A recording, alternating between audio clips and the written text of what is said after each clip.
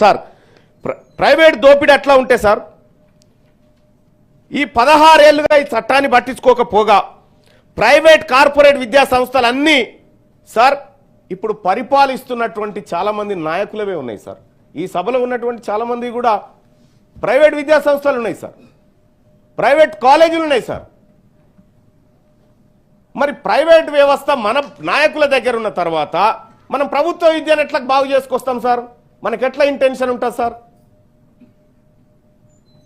ఇవాళ అనేకమైనటువంటి యూనివర్సిటీలు sir, Malla Reddy university, Anurag university, ఇగో మా అన్నది ఏవిఎన్, మా అన్నది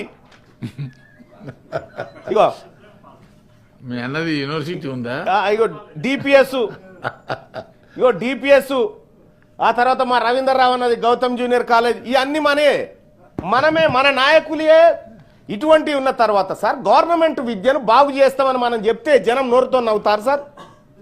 మనమే మోసం చేయబడితే మనమే ఆ విద్య గురించి ఇప్పుడు ఎట్లా అంటే సార్ గుండెలు బాదుకుంటున్నాం సార్ ఇలా విద్య గురించి. కానీ ఒక మాట గుర్తుపెట్టుకోవాలి సార్, ప్రభుత్వ విద్య లేకపోతే మనం అంతా ఏడ చదివినాం సార్? సర్కార్ బళ్ళలో చదవలేదు సార్ మనమంతా.